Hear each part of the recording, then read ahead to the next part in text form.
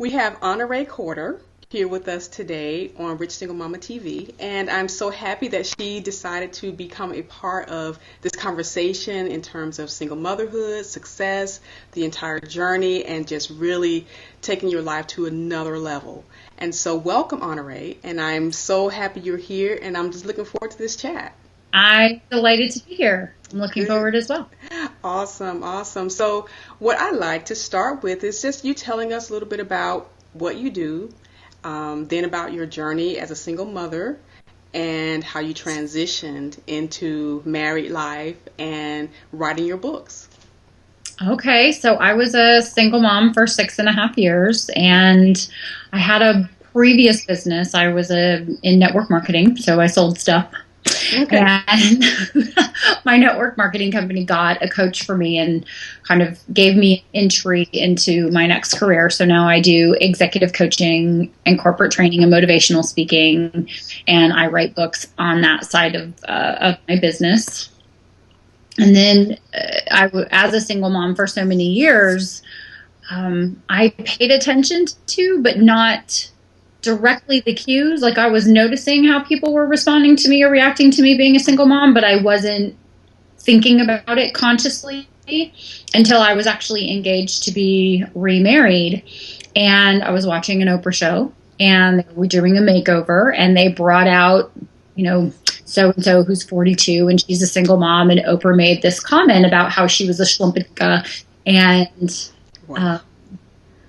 they did the before picture, which is, frizzy hair, look as pathetic as you possibly can in the oversized t-shirt and baggy sweats. And, I've been there yesterday.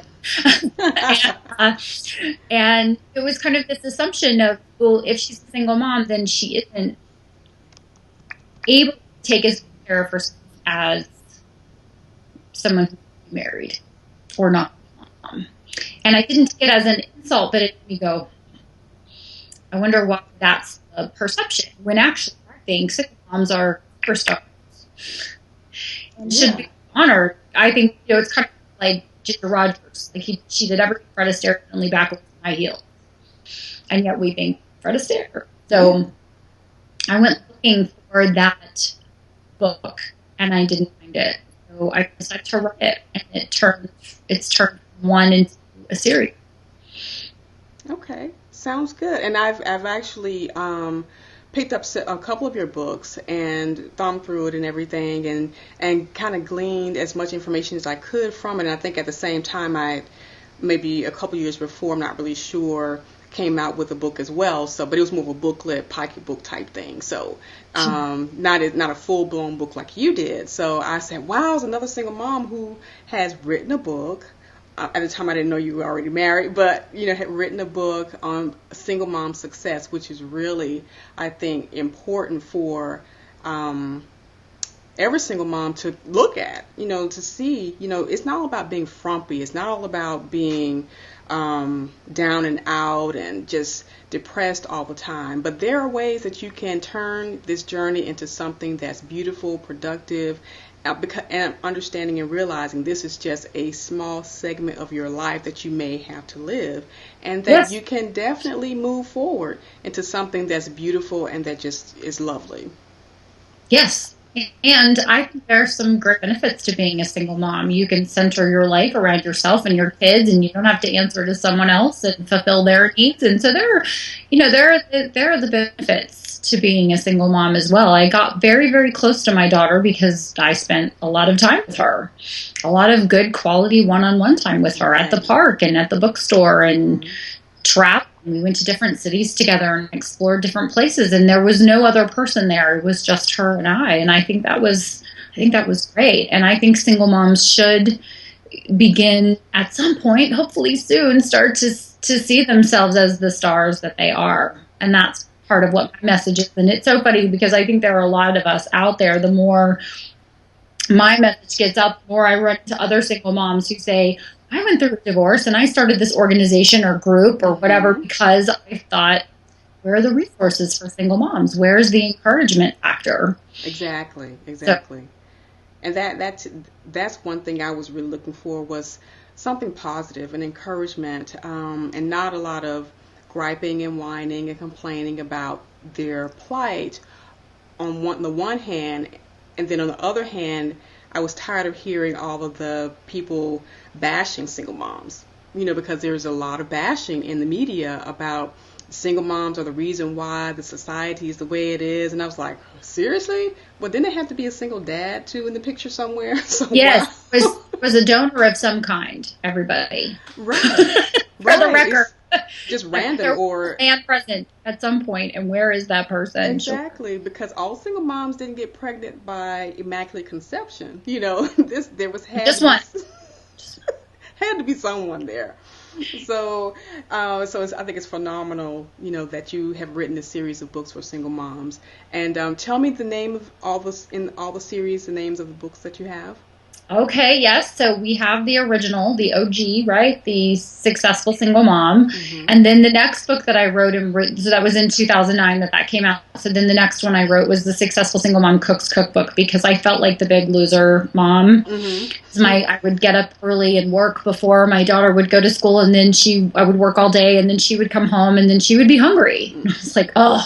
And so I felt like I was doing this rotating of crap food, like beans and wieners, peanut butter and jelly, and even if I did make something, I wasn't eating healthy, because by the time it was time to make food, I was already starving. Mm-hmm. I just didn't feel like it. So I put together a bunch of recipes that are like 7 ingredients or less and on the table in less than 20 minutes, or using your crock pots. Like, listen, let's make it easy. Mm-hmm. Then I got back to my real job, which I thought I didn't have kind of this bigger picture at the time of what would happen the books. I realized that there was such a thirst and a hunger for positive energy for single moms. So I wrote The Successful Single Mom Gets Rich, and I released that last year in 2011. And then this year I released just recently The Successful Single Mom Finds Love. Awesome. And The Successful Single Dad, because there's somewhere, and there is a definite movement of dads. Yeah. Definitely. I've talked to many single dads actually that said, I'm buying the book and I'm just pretending it doesn't say mom, and so I gave it dads. Okay. I'm working on 2 more books in this series right now. I'm actually almost finished with the manuscript for The Successful Single Mom Fit. Okay. How do you eat right, sleep right, and work out when you are already doing so many different things? And then I'm also co-writing The Successful Single Moms in Education. So all of the educational options for single moms, and whether they should go back and get a degree or get a certification or go to beauty school, and where are the real places for them to get money and funding, not the kind of unseemly or bad people that are trying to get moms to put their money out for them to have real resources. Those 2 books will be out in pretty short order. Okay. Sounds good. And those are all really important topics in the single mom life. Definitely. Because those are questions I see all the time. Single mom grants, single mom health and fitness, single mom dating, of course. All of those topics are so crucial at this point in time, and I'm just so happy that this market is being tapped, and we're really I don't say catering to, but I guess that's pretty much the only word. We're recognizing that these are legitimate needs of our community. Well, if you are a single mom, you want to be the best mom that you can be, right? I mean, I wanted to be the best mom that I could be, and I knew that being tired and unfit wasn't good for my daughter. I knew that not being able to take care of her in every single way, regardless of what her father may not do. And I have to have a participating, at the time, financially only. He was only participating financially. I counted on, it was very little, but it was something, right? Some people go years and get literally no dollars.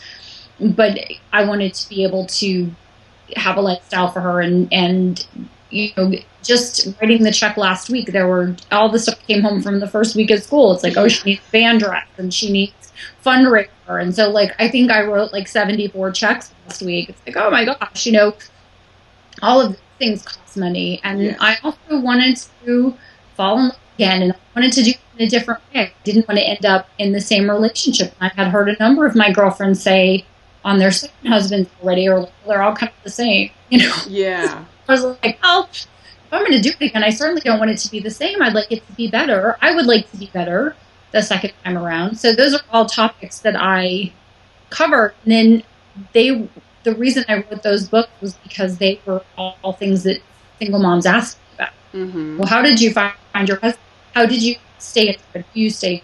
And how do you make money with college?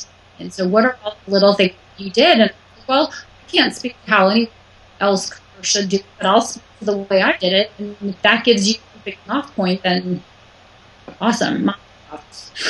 Exactly. And that's so important to just understand. I think one of the things that I'm really trying to get across is being a single mom does not mean that you can't be a full human being, functioning and really loving and enjoying life.